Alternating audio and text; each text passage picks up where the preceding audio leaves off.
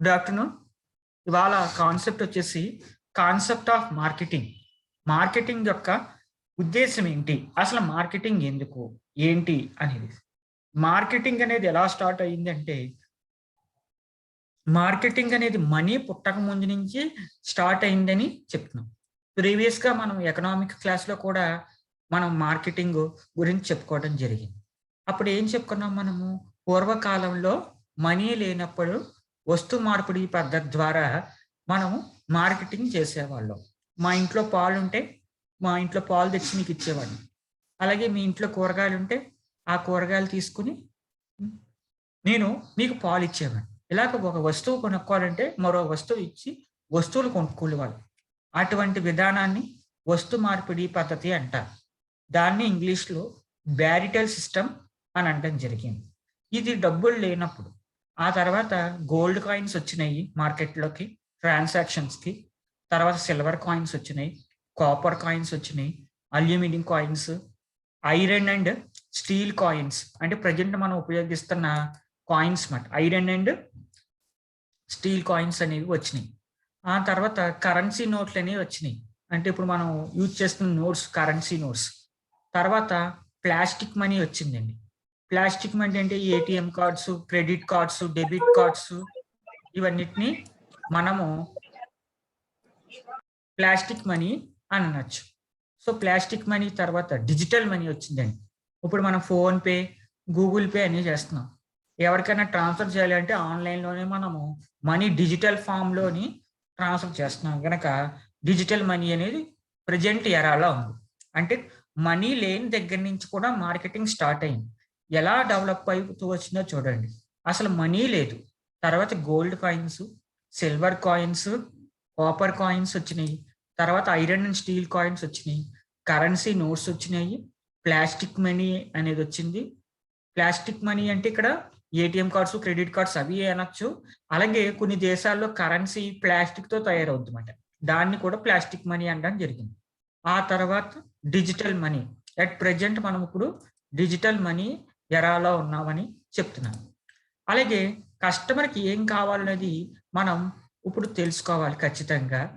ఇక్కడ కస్టమర్కి 3 రకాలైన అవసరాలు ఉంటాయి. కస్టమరు అలాగే కన్జ్యూమరు అని 2 పదాలు ఉన్నాయి. అసలు కస్టమర్ అంటే ఏంటి, కన్జ్యూమర్ అంటే ఎవరు అంటే, నేను వెళ్ళి ఒక షాప్కి వెళ్ళి నేను ఒక చాక్లెట్ కొనుక్కున్నాను. ఈ చాక్లెట్ నేను కొనుక్కున్నాను కనుక నేను కస్టమర్ని అవుతాను. అదే చాక్లెట్ నేనే తినేసాను అనుకో, నేను కన్జ్యూమర్ని అవుతాను. అంటే ఈ కేసు ప్రకారం కొన్నది నేనే, అది యూజ్ చేసింది నేనే కనుక కస్టమరు కన్జ్యూమరు కూడా నేనే అవుతాను. ఇలాగ ప్రతిదానికి అవ్వాలని లేదు. నేను చాక్లెట్ కొని నా ఫ్రెండ్కి నేను ప్రజెంట్ చేశాను అనుకో, నా ఫ్రెండ్ నా చాక్లెట్ కన్జ్యూమ్ చేస్తాడు. ఎవరైతే తిన్నారో వాడు కన్జ్యూమర్ అవుతాడు, ఎవరైతే కొన్నాడో వాడు కస్టమర్ అవుతాడు. అంటే కస్టమర్కి కన్జ్యూమర్కి డిఫరెన్స్ మీకు తెలియాలి. 2 ఒకటైనా అంటే అక్కడ సిచ్యువేషన్ బట్టి, అక్కడ కేసు బట్టి అది ఒకటా కాదా అన్నది నిర్ణయించడం జరుగుతుంది. Okay, kindly cooperate my dear students. జరుగుతుంది. ఇప్పుడు మార్కెట్కి వచ్చేసేటప్పటికి మార్కెట్కి ఏం కావాలి అనేది ఇక్కడ మెయిన్ కాన్సెప్ట్. ఈ కాన్సెప్ట్ ప్రకారం ఏం చెప్తున్నారు చూడండి. నీడ్, వాంట్, డిమాండ్ అని 3 చెప్పడం జరిగింది. నీడ్ అంటే ఏంటి? A driver of human action which marketers try to identify, emphasize and satisfy around which promotional efforts are organized. మార్కెట్లో కస్టమర్ని ఐడెంటిఫై చేయాలి, ఎవరు కొంటాడు కొండో, అలాగే వాడికి ఏం కావాలి, వాడికి మనం ఏమి ఇస్తే సాటిస్ఫై అవుతాడు అనేది మనం ఐడెంటిఫై చేయాలి. ఒక మంచి మార్కెటర్ ఎప్పుడూ కూడా మార్కెట్లో ఎవరు కొంటారో మన ప్రొడక్ట్స్ని ఐడెంటిఫై చేయాలి, వాడికి ఏం కావాలి అనేది ఐడెంటిఫై చేయాలి. అదే వాడిని ఎలా సాటిస్ఫై చేయాలనేది మనం ఆలోచించాలి. ఈ 3 పాయింట్స్ను ఆలోచిస్తే కస్టమర్ అనేవాడు సాటిస్ఫై అవుతాడు అని చెప్తుంది. ఇక నీడ్ అంటే బేసిక్ నీడ్స్ అన్నమాట. ఒక మనిషికి కనీస అవసరాలు అనేవి ఏముంటాయి? ఫుడ్, షెల్టరు, క్లాత్స్, ఫ్యామిలీ, అంతే కదా. బేసిక్ నీడ్స్ అంటే ఇవి లేకపోతే మనిషి బతకలేడు. మనిషికి ఫుడ్ కావాలి, వాటర్ కావాలి, క్లాత్స్ బట్టలు కావాలి, షెల్టర్ కావాలి, అలాగే ఫ్యామిలీ కావాలి. ఇవి లేకపోతే మనిషి అనేవాడు ఎర్త్ మీద సర్వైవల్ కాలేడు. సో ఈ బేసిక్ నీడ్స్ మాట. అంటే ప్రతి మనిషికి కూడా ఫుడ్ ఉండాలి, వాటర్ ఉండాలి, షెల్టర్ ఉండాలి, క్లాతింగ్, ఫ్యామిలీ అనేది ఉండాలి అని చెప్తున్నారు. దాన్ని బేసిక్ నీడ్స్ అంటారు. ఇంకా ఏం కావాలన్నా సరే వీడికి ముందు ఇవి సాటిస్ఫై అయిపోయిన తర్వాతే వాడికి కావాలి. మీకు ఆకలేస్తుంది, మీకు అన్నం పెట్టకుండా నేను బంగారం ఇచ్చాను అనుకో, నువ్వు ఎంత బంగారం ఇచ్చినా సరే నీకు సాటిస్ఫాక్షన్ ఉండదు. బేసిక్ ఏంటి, నీకు ఆకలి తీరాలి, ఆకలి తీరిన తర్వాత ఏదైనా. అలాగే ఈ బేసిక్ నీడ్స్ అనేవి సాటిస్ఫై అయిన తర్వాత మాత్రమే మిగతావనేవి కావాల్సి ఉంటుంది అనేది ఇక్కడ చెప్తున్నాడు. ఓకే. అలాగే వాంట్ అంటే బేసిక్ నీడ్స్ సాటిస్ఫై అయిపోయిన తర్వాత మనిషికి ఒక కోరిక తీరేక ఇంకో కోరిక పడుతుంది, నాకు అవి కావాలి ఇవి కావాలి అని. అలాగా మనిషికి ఎప్పుడైతే తన బేసిక్ నీడ్స్ అనేవి ఫుడ్ అలాగే షెల్టర్ ఇవన్నీ ఫుల్ఫిల్ అవుతాయో అప్పుడు మిగతా వాటి గురించి తాను ఆలోచించడం అనేది ఇక్కడ జరుగుతుంది. ఓకే.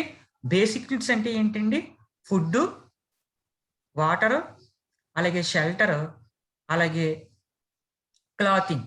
ప్రతి మనిషి కూడా ఇవన్నీ ఖచ్చితంగా ఉండాలి అని చెప్తున్నారు. ఆ తర్వాత వాంట్స్ అంటే ఏంటంటే ఇవి లేకపోయినా సరే ఇక్కడ కస్టమర్స్ అనేవాళ్ళు బతకొద్దారు అన్నమాట. జనాలు ఒక వాచ్ లేకుండా బతకచ్చు, మొబైల్ లేకుండా బతకచ్చు, బైక్ లేకుండా బతకచ్చు, టీవీ అనేది లేకుండా ఒక మనిషి అనేవాడు బతకచ్చు. అంటే ఈ వాంట్స్ మాట ఇవి అడిషనల్ గా మనిషికి కావాలి, బేసిక్ నీడ్స్ సాటిస్ఫై అయిపోయిన తర్వాత. సో ఇవి లేకుండా సరే మనిషి బతకచ్చడం అనేది వీడి చెప్పడం జరుగుతుంది. దాన్ని ఇక్కడ మనకి మార్కెటర్ అనేవాడు ఏం చెప్తున్నాడంటే this is quite difference from need. ఈ వాంట్ అనేది నీడ్ తో కంపేర్ చేసుకుంటే క్వైట్ డిఫరెన్స్ అనేది ఉంది అని చెప్తారు. వాంట్ అనేది క్వైట్ డిఫరెన్స్ ఉంది అని ఇక్కడ చెప్పడం జరుగుతుంది.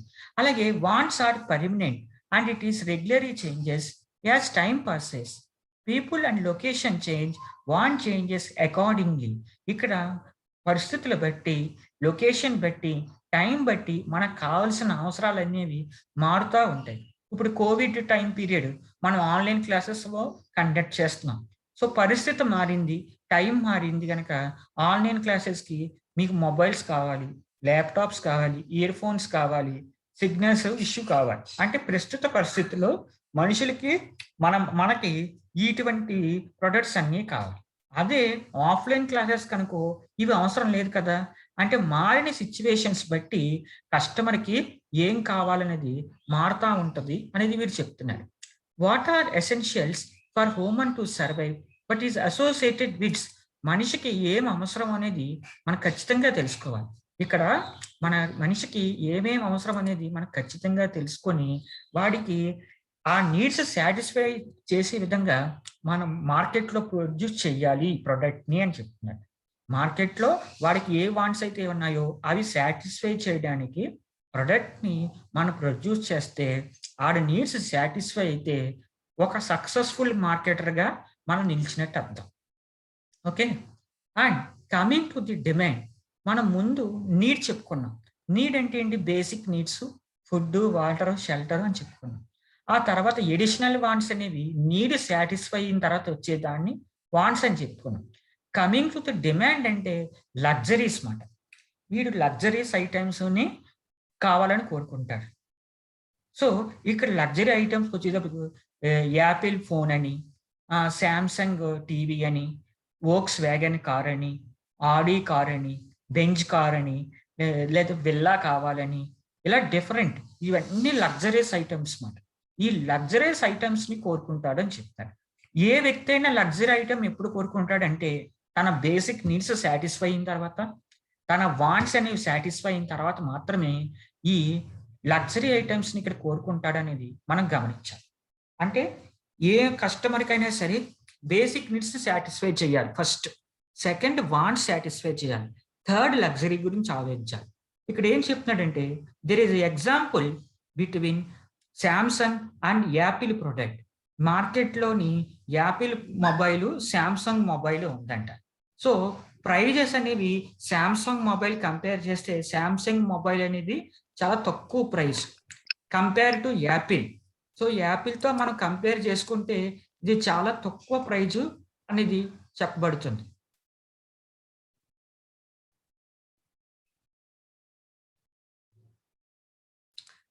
కానీ కాస్ట్ ఎక్కువైనప్పటికీ మనం యాపిల్ ప్రోడక్ట్ని ఎందుకు చూజ్ చేస్తామంటే ఇట్ ఈస్ అ బ్రాండ్. ఎందుకు? యాపిల్ అనేది ఒక బ్రాండెడ్ ఐటమ్ కనుక మనం అది కన్జ్యూమ్ చేయడం. మరి కాస్ట్ ఎక్కువ అంటే కస్టమర్ కాస్ట్ గురించి ఆలోచించడండి, క్వాలిటీ గురించి ఆలోచిస్తాడు. క్వాలిటీ గురించి ఆలోచిస్తాడు. ఇక్కడ మనం ఇంకోటి గమనించాలి. ప్రపంచ దేశాల్లోని ఇండియా, చైనా, జపాన్ ఈ 3 దేశాలు తీసుకుంటే జపాన్ అంతా కూడా క్వాలిటీ మీద డిపెండ్ అయ్యి బిజినెస్ చేస్తుందండి. జపాన్ ఎలా బిజినెస్ చేస్తుంది? క్వాలిటీ. అందుకని టొయోటా కింద ట్యాగ్లైన్ ఏముంటుంది? క్వాలిటీ రెవల్యూషన్ అని ఉంటుంది. టొయోటా యొక్క ట్యాగ్లైన్ ఏంటి? Quality revolution. క్వాలిటీ రెవల్యూషన్ అనే దాని మీద ఉండడం జరుగుతుంది. Silence please. క్వాలిటీ రెవల్యూషన్ అనేది జరుగుతుంది. అదే మన చైనాకి వచ్చేటప్పటికి చీప్ అండ్ బెస్ట్గా ఇవ్వడం జరుగుతుంది. వన్ టైం యూజ్ మాట, యూజ్ అండ్ త్రో చైనా. కానీ ఇండియాకి వచ్చేటప్పటికి బిజినెస్ అనేది క్వాలిటీ మీద one time usage cheap and best కాదండి. ఇండియాలో యొక్క బిజినెస్ అంతా కూడా నమ్మకం మీద జరుగుతుందండి. Trust, Reliance. అందుకనే చూడండి, trust foundations, Reliance foundation, Reliance and groups అనే చెప్తుంది. అంటే ఇండియాలో నమ్మకం మీద మనం ఒక షాప్ కీపర్ని నమ్మాలి. ఆ షాప్ కీపర్ అనేవాడు కస్టమర్ని నమ్ముతాడు. మన నమ్మకాన్ని ఎప్పుడైతే షాప్ కీపర్ నిలబెట్టుకున్నాడో ఇమీడియట్గా మనము ఆ షాప్కే వెళ్ళి పర్చేజ్ చేస్తున్నాడు. అలాగే మీరు ఒక మార్కెటింగ్ స్టూడెంట్ కింద మీ వర్క్ ఏంటంటే మీరు ప్రతిరోజు అడ్వర్టైజ్మెంట్ చూడాలి. ఏం చూడాలి? అడ్వర్టైజ్మెంట్ చూడాలి. అన్ని రకాల ప్రొడక్ట్స్. ఆడ ప్రొడక్ట్ ఏంటి, ఆడ అడ్వర్టైజ్మెంట్ ఎలా చేస్తున్నాడు, ఆ ప్రొడక్ట్ ఎవరి గురించి తెచ్చాడు, ఎవరు కొనుక్కుంటున్నారు, ఆడ కాంపిటేటర్స్ ఎవరు, ఈ విధంగా విశ్లేషణాత్మకంగా దాన్ని మిగతా ప్రొడక్ట్స్తో కంపేర్ చేయాలి. కంపేర్ చేస్తేనే మీరు కరెక్ట్ అయిన మార్కెటింగ్ స్టూడెంట్స్ అన్నమాట. అంతేగాని ఏదో మేము మెటీరియల్ ఇచ్చాము, మీరు చదివేసుకున్నారు, మీరు రాసేసేమో మాకు ఎందుకు 50% వచ్చిందంటే అది కరెక్ట్ కాదు. అది కరెక్ట్ కాదు. సో ఈ మార్కెటింగ్కి సంబంధించి మీరు ఖచ్చితంగా టీవీలో యాడ్స్ చూడడం జరగాలి. అంతేగాని ఇదివరకు యాడ్స్ వస్తే మన ఛానల్ మార్చేమో ఆ విధంగా కాకుండా మార్కెటింగ్ స్టూడెంట్ అంటే ఖచ్చితంగా అడ్వర్టైజ్మెంట్ బాగా అనలైజ్ చేయాలి. అడ్వర్టైజ్మెంట్ ఏం చెప్పదలుచుకున్నాడు, ఈ ప్రోడక్ట్ ఎవరి గురించి తెచ్చాడు, వీడి కాంపిటేటర్కాయ మనం ఈ ప్రోడక్ట్ ఎందుకు కొనాలి, వేరే కంపెనీ ప్రోడక్ట్ ఎందుకు కొనకూడదు అంటే వాటి డిఫరెన్స్ చూపించగలగాలి. ఆ విధంగా అడ్వర్టైజింగ్ అనేది ఇక్కడ చెయ్యాలి అని చెప్తుంది. ఓకే. అలాగే coming to the product is anything that can be offered to a market might satisfy want or need. Product ఏదైనా కావచ్చు, అది మనిషి యొక్క నీడ్ కానీ వాంట్ కానీ ఖచ్చితంగా సాటిస్ఫై చేయాలి. In retailing products are called merchandise. In manufacturing products are bought as raw materials. ఇక్కడ గమనించండి, రిటైలింగ్, మ్యానుఫ్యాక్చరింగ్ అన్న. మ్యానుఫ్యాక్చరింగ్ అనేవాడు అంటే ఏంటి? ఇండస్ట్రీలో మ్యానుఫ్యాక్చరింగ్ అంటే ఏంటి? ప్రొడ్యూసింగ్ ది గూడ్స్ అంటే వస్తువుల్ని తయారు చేస్తారు. ఒక మొబైల్ కావాలనుకోండి, మొబైల్ డైరెక్ట్గా వచ్చేస్తుందా? మొబైల్ తయారు చేయాలి. తయారు చేయడానికి రా మెటీరియల్స్ ఉంటాయి. ఆ రా మెటీరియల్స్ అన్నీ కొనడం జరుగుతుందండి. ఏంటి? రా మెటీరియల్స్ అన్నీ కొనడం అనేది జరుగుతుందండి. అవి అసెంబ్లింగ్, ప్రాసెసింగ్ ఏవో చేస్తాడు. చేసి ఫైనల్ ప్రొడక్ట్ అనే దాన్ని తయారు చేస్తుంది. అంటే ఇక్కడ మ్యానుఫ్యాక్చర్ అనేవాడు కొన్నాడు కదా రా మెటీరియల్స్ని, ఆ రా మెటీరియల్స్ని ఇక్కడ ప్రొడక్ట్ అంటాడు. ఇదొకటి. నెక్స్ట్, మనము డైరెక్ట్గా వెళ్ళి షాప్లో నాకు ఆ మొబైల్ కావాలి అంటాను. ఆ షాప్ ఏంటి? రీటైలర్ షాప్ అండి, అంతే కదా, అమ్మే షాప్. డైరెక్ట్గా కస్టమర్స్కి అమ్ముతుంది. ఆడు ఎందుకు అమ్ముకుంటాడు? లాభం గురించి అమ్ముకుంటాడు. అంతేగాని ఆడేమి మనం షాప్కి వెళ్తే ఆడేమి ఫోన్ తయారు చేయడు కదా. సో వాడిని మెర్చెంటైజ్ అంటాం. ఏమంటాము? మెర్చెంటైజ్ అంటాం. ఇక్కడ బిజినెస్, మెర్చెంటైజ్ అన్న ఒకటే, వ్యాపారం మాట. బిజినెస్ చేసేవాడిని బిజినెస్ మ్యాన్ అంటాం. మెర్చెంటైజ్ అంటే బిజినెస్ అని అర్థం. మెర్చెంటైజ్ చేసేవాడిని మర్చెంట్ అంటాం. కమర్షియల్ అంటాం. కమర్షియల్ అంటే వ్యాపారం అని. ఓకే. సో బిజినెస్‌కి వేరే మెర్చెంటైజ్, కమర్షియల్ అని వేరే పదాలు ఉన్నాయని చెప్తున్నాను. In manufacturing products are bought as raw materials and sold as finished goods. ఇక్కడ మ్యానుఫ్యాక్చరింగ్ ప్రాసెస్‌లోని రా మెటీరియల్స్ కొని అవి ఫినిష్డ్ గూడ్స్ కింద అమ్మడం జరుగుతుంది. A service is another common product type. ఇక్కడ ప్రొడక్ట్ అంటే ఏంటి? ప్రొడక్ట్ అనేది ఒక వస్తువు. ఒక మొబైల్ ఉందనుకోండి. ఆ మొబైల్‌ని మీరు కంటితో చూడగలరు కదా! దాన్ని టచ్ చేయగలరు. అంటే నేను మొబైల్ మీకు అమ్ముతున్నాను. నేను అమ్మేటప్పుడు మొబైల్ మీరు చూడగలరు. మీరు కొనుక్కున్న తర్వాత కదా మొబైల్ మీ దగ్గరికొస్తది. మొబైల్ అమ్మకముందు మొబైల్‌కి ఓనర్ నేను. మొబైల్ అమ్మిన తర్వాత మొబైల్‌కి మీరు ఓనర్. అంటే ఇక్కడ ఓనర్‌షిప్ అనేది కూడా ట్రాన్స్‌ఫర్ అయిపోతుంది. ఎప్పుడైతే నేను మొబైల్ అమ్మేసానో ఇమ్మీడియేట్‌గా ఇక్కడ ట్రాన్స్‌ఫర్ ఆఫ్ ఓనర్‌షిప్ అనేది చేంజ్ అయిందని చెప్తున్నాం. అంటే ఒక ప్రొడక్ట్ అనే దానికి ప్రొడక్ట్ అన్నా ఇక్కడ గూడ్ అన్నా కమోడిటీ అన్నా ఒకటే. ఇక్కడ ప్రొడక్ట్ అన్నా, కమోడిటీ అన్నా, గూడ్ అన్నా ఒకటే. ఇక్కడ ప్రొడక్ట్‌కి వేరు వేరు పేర్లుంటాయి. గూడు, కమోడిటీ, ప్రొడక్ట్. అలాగే సర్వీస్. ఇక్కడ ప్రొడక్ట్ వచ్చేటప్పటికి దానికి ఒక షేప్ ఉంటది. దానికి ఫిజికల్‌గా ఒక బాడీ ఉంటది. మనం చూడగలము, టచ్ చేయగలము. అదే సర్వీస్‌కొచ్చేటప్పటికి దానికి షేప్ ఉండదు, బాడీ ఉండదు, దాన్ని మనం చూడలేము, దాన్ని మనం టచ్ చేయలేము. అయినప్పటికీ సర్వీస్ మనం కొనుక్కుంటాం. అదేంటి సర్వీస్ ఎలా కొనుక్కుంటాము అంటే, ఫర్ ఎగ్జాంపుల్ ఇక్కడ మనకి ఫీవర్ వచ్చింది. We will go to hospital and will take a treatment from doctor. Doctor మనకి ట్రీట్మెంట్ చేస్తారు. డాక్టర్ చేసే ట్రీట్మెంట్ సర్వీస్. డాక్టర్ ఇచ్చే మెడిసిన్ ప్రొడక్ట్. డాక్టరు మనకి ట్రీట్మెంట్ చేశాడు. అది సర్వీస్. డాక్టర్ మనకి మెడిసిన్ ఇచ్చాడు. అది ప్రొడక్ట్. టీచరు మీకు లెక్చర్ చెప్పారు. అది సర్వీస్. టీచర్ మీకు మెటీరియల్ ఇచ్చారు. అది ప్రొడక్ట్. ప్రొడక్ట్‌కి, సర్వీస్‌కి డిఫరెన్స్ అది. నేను మొబైల్ అమ్మేటప్పుడు మీ కంటికి కనబడుతుంది. మొబైల్ మీరు కొనుక్కున్నాక కూడా మీకు మొబైల్ కనబడుతుంది. నేను మొబైల్ అమ్మక ముందు మొబైల్‌కి ఓనర్ నేను. మొబైల్ అమ్మేసిన తర్వాత ఆ మొబైల్‌కి ఓనర్ మీరు. ఓకే. ఇది క్లారిటీ. సర్వీస్ వచ్చేటప్పటికి నేను లెసన్ చెప్తున్నాను. నేను లెసన్ చెప్పేటప్పుడు మీకు నా సర్వీస్ కనబడదు. నా లెసన్ అయిపోయిన తర్వాత మీకు నా సర్వీస్ కనబడదు. ఈ సర్వీస్‌కి ఓనర్ ఎవరు ఉండరు. ఈ సర్వీస్‌కి మీరు కొనుక్కుంటున్నారు. నేనేం చెప్పాను? సర్వీస్‌ని మీరు కొనుక్కుంటున్నారని చెప్పాను. మీరు కాలేజ్‌కి ఫీజు కడుతున్నారు. ఆ ఫీ కట్టడం ద్వారా I am getting some salary. I am doing my duty. నేను సర్వీస్ ఇస్తున్నాను. మీరు ఒక బ్యూటీ పార్లర్‌కెళ్లారు. బ్యూటీ పార్లర్‌లో మీకు మేకప్ అది చేశారు. ఆ! సో, అక్కడ ప్రొడక్ట్ కాదు. మేకప్ అనేది ప్రొడక్ట్ కాదక్కడ. మీకు అర్థమవుతుందా? Makeup items product. వాళ్ళు మీకు మేకప్ చేశారు కదా! అది సర్వీస్. ఓకే. ఒక లాయర్ ఉన్నాడు. మీ కేస్ ఉంది. మీ కేసు లాయర్ వాదించాడు. అది సర్వీస్. దానికి సంబంధించి డాక్యుమెంట్ ఫైల్స్ ఉంటాయి. అది ప్రొడక్ట్. పోలీస్ ఉన్నారు. ఆర్మీ పీపుల్, నేవీ పీపుల్ వీళ్ళందరూ ఉన్నారు. సెక్యూరిటీ గార్డ్ వీళ్ళందరూ సర్వీస్ చేస్తున్నారు. వాడు ప్రొడక్ట్ కాదు చేసేది. సో, ప్రొడక్ట్‌కి, సర్వీస్‌కి మనం డిఫరెన్స్ తెలుసుకోవాలి. ఓకే. అంటే ఇక్కడ సర్వీస్ కూడా మనం కొనుక్కోవటం జరుగుతుంది. మీరిప్పుడు ఇంటర్నెట్ ఆహ్, కొంతమంది జియో, కొంతమంది ఇదేంటి రిలయన్స్, కొంతమంది ఎయిర్‌టెల్, కొంతమంది ఐడియా రకరకాల నెట్వర్క్స్ ఉన్నాయి. సో, ఈ నెట్వర్క్స్ అన్నీ సర్వీసెసే కదా! కమ్యూనికేషన్ సర్వీసెసే కదా! నెట్వర్క్ సర్వీసెసే కదా! ఇవి మనం కొనుక్కుంటున్నాం కదా! అలాగే ఒక పర్సన్ ఇల్లు కట్టుకుంటున్నాడు. ఇల్లు కట్టుకుంటే ఒక లారీలో సిమెంట్ బస్తాలొచ్చినాయి. సిమెంట్ బస్తాలన్నీ ఆహ్, డౌన్‌లోడ్ చేస్తున్నారు. అవన్నీ దింపుతున్నారు. సో, కూలీలందరూని ఇవి దింపుతున్నారు కదా! అక్కడ నీకు వాళ్ళు దింపడం అనేది సర్వీస్.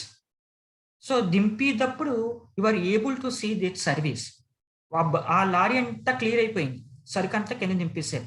ఇప్పుడు నీకు సర్వీస్ కనబడుతుందంటే కనబడదు. అంటే ఇక్కడ ప్రొడక్ట్ అనేది టాంజిబుల్. అంటే కంటితో నువ్వు చూడగలవు. సర్వీస్ అనేది టాంజిబుల్లా? ఇంటాంజిబుల్లా? అంటే when you are getting this service it is tangible. After completion of service it is intangible. నీకు సర్వీస్ పొందేటప్పుడు అది నీకు కనబడుతుంది. సర్వీస్ కంప్లైంట్ అయిపోయిన తర్వాత నీకు సర్వీస్ కనబడదు. మీరు రెస్టారెంట్కి వెళ్ళారు, బిర్యానీ ఆర్డర్ ఇచ్చారు, వాడు తెచ్చి బిర్యానీ పెట్టేశాడు, మీరు తినేసారు. నాకు బిర్యానీ అయిపోయిన తర్వాత నేను డబ్బులు కట్టనంటే ఎలా కుదురుతుంది? అక్కడ మీకు ఆడు తెచ్చి పెట్టాడు, మీరు తినేసారు. ఇక్కడ బిర్యానీ అనేది ప్రొడక్ట్, ఆడు మీకు తెచ్చి పెట్టడం అనేది సర్వీస్. సో సర్వీస్కి మీరు టిప్ ఇస్తారు అది అడిషనల్గా.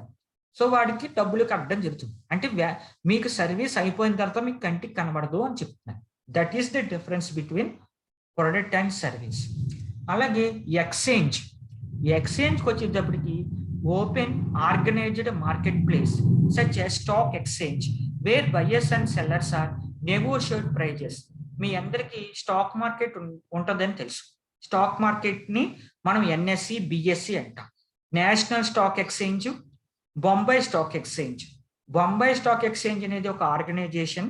అది చాలా కంపెనీలతో టైఅప్ అయి ఉండి ఇది ఏం చేస్తుందంటే పలానా కంపెనీ యొక్క షేర్ వాల్యూ ఇంత ఉంది అని చెప్తుంది. సో నీకు కొనుక్కోవాలని ఇంట్రెస్ట్ ఉంటే నువ్వు కొనుక్కుంటావు, అదే నేను అమ్మాలనుకుంటే అమ్ముతాను. సో అమ్మడం కొనడం అనేది ఈ BSE ద్వారా అనేది జరగడం జరుగుతుంది. అంటే సెల్లింగ్ బయ్యింగ్ ట్రాన్సాక్షన్స్ అవుతుంది. ఇక్కడ షేర్ మార్కెట్లోని షేర్ వాల్యూ పెరిగింది అంటే అది బుల్ అనే యానిమల్తో ఇండికేట్ చేస్తారు. అదే షేర్ వాల్యూ పడిపోయింది అనుకో బీర్ అనే యానిమల్తో ఇండికేట్ చేస్తాం. బుల్ అంటే ఒక ఎద్దు ఒక లక్షణం ఏంటంటే దాని కొమ్ములతో ఏ వస్తువైనా పైకి లేపుతుంది. అందుకని షేర్ వాల్యూ పైకి లెగుస్తుందని ఇండికేట్ చేయడానికి బుల్ని పెట్టుకున్నాను. బీర్ అంటే ఎలుగుబంటి, అది పాకుతా ఉంటుంది, అది లెగదు పైకి. సో డౌన్ ఫాల్ కి గురించి ఏదైనా షేర్ వాల్యూ డౌన్ ఫాల్ అయిపోయిందంటే ఈ బీర్ని ఇండికేట్ చేయడం జరుగుతుంది. అందుకనే షేర్ మార్కెట్కి కొంతమంది బుల్ అండ్ బీర్ అని ఇలా పెట్టడం అనేది నేమ్స్ పెట్టడం అనేది జరుగుతుంది. ఓకే. అండ్ ఇక్కడ బయ్యర్స్ సెల్లర్స్ నెగోషియేట్ చేస్తూ ప్రైజెస్ ని ఇక్కడ రియల్ టైంలోని బిడ్డింగ్ అనేది జరుగుతుంది. అలాగే transaction exchange of goods or services between buyer and seller. ఇక్కడ గూడ్స్ సర్వీసెస్ కూడా ఎక్స్చేంజ్ చేస్తున్నాం. మీకు మొబైల్ కావాలి, నేను మొబైల్ మీకు అమ్మాను, మీరు నా డబ్బులు ఇచ్చారు అంటే మీ దగ్గర ఉన్న మనీ నా దగ్గరకు వచ్చింది, నా దగ్గర ఉన్న ప్రొడక్ట్ మొబైల్ ప్రొడక్ట్ మీ దగ్గరకు వచ్చింది. ఇక్కడ ఎక్స్చేంజ్ అనేది జరిగింది, ట్రాన్సాక్షన్ జరిగింది మీకు నాకు మధ్యన. నా ప్రొడక్ట్ మీ దగ్గరికి వచ్చింది, మీ మనీ నా దగ్గరకు వచ్చింది, ట్రాన్సాక్షన్ పూర్తి అయిపోయింది. అలాగే నేను టీచింగ్ చేస్తున్నాను, నేను టీచింగ్ చేస్తుంటే నా ప్రొడక్ట్ టీచింగ్ అనుకోండి మీ దగ్గరికి వచ్చింది. మీరు ఏం చేస్తున్నారు, మీరు ఫీ కడుతున్నారు, అది శాలరీ రూపంలో నాకు వస్తుంది. సో మ్యూచువల్ ట్రాన్సాక్షన్ అనేది ఇక్కడ కంప్లీట్ అయిపోయింది. అంటే ట్రాన్సాక్షన్ అనేది బయ్యర్కి సెల్లర్కి మధ్యన ఉంటుందని ఇక్కడ చెప్తున్నాడు. Every transaction has 3 components. ప్రతి ట్రాన్సాక్షన్ కి కూడా కాంపోనెంట్స్ అనేవి 3 ఉంటాయంట. అంటే ఏంటో చూద్దాం. Transfer of good or service and money. అంటే నేను ఇక్కడ మొబైల్ అమ్ముతున్నాను, మీ దగ్గర మనీ ఉంది, నా మొబైల్ మీ దగ్గరికి వచ్చింది, మీ మనీ నా దగ్గరికి వచ్చింది, మీ మనీ నాదైపోయింది, నా మొబైల్ మీదైపోయింది. Okay. Transfer of title which may or may not be accompanied by transfer of possession and అంటున్నాడు. ఇప్పుడు నేను ఒక ఇల్లు అమ్ముతున్నాను, 10 lakhs రూపీస్కి ఇల్లు అమ్ముతున్నానని చెప్పాను. మీరు వచ్చి 10 lakhs రూపీస్ నాకు ఇచ్చారు, నేను వచ్చి ఇల్లు మీకు ఇచ్చాను. సో డాక్యుమెంటేషన్ అంతా లీగల్ ఫార్మాలిటీస్ అన్ని సాటిస్ఫై చేశాడు. అంటే ఇప్పుడు ఇది వరకు ఇల్లు అమ్మక ముందు ఆ ఇంటి యొక్క ఓనర్ నేను. ఎప్పుడైతే డాక్యుమెంటేషన్ అంతా పూర్తయిపోయింది, లీగల్ ఫార్మాలిటీస్ అన్ని కంప్లైంట్ అయిపోయినాయి, మీ మనీ అనేది నాకు ఇచ్చేసారో ఇప్పటి నుంచి ఓనర్ మీరు అవుతారు. అంటే ఓనర్షిప్ అనేది ట్రాన్స్ఫర్ అయిపోయింది. అంటే మీరు ఇల్లు కొనుక్కున్న దగ్గర నుంచి ఓనర్ మీరు అయ్యారు. అంటే ఈ కాంపోనెంట్ ఇంపార్టెంట్. ఫస్ట్ వన్ ఏంటి, గూడు మనీ ట్రాన్స్ఫర్ అయిపోవాలి, ఇటు పక్క నుంచి అటు అటు నుంచి ఇటు. తర్వాత ఓనర్షిప్ అనేది ట్రాన్స్ఫర్ అవ్వాలి. Okay. Next transfer of exchange rights. నేను మీకు ఇల్లు అమ్మేసిన తర్వాత మీరు ఇంకోళ్ళకి మీరు అది వాడుకుంటారో లేదా ఇంకోళ్ళకి అమ్ముకుంటారో తాకట్టు పెట్టుకుంటారో అది మీ ఇష్టం. ఆ రైట్స్ అన్ని మీ మీదే ఉంటాయి. ఆ రైట్స్ మీకు లేవని నేను చెప్పడానికి నాకు రైట్ ఉండదు, అంతే కదా.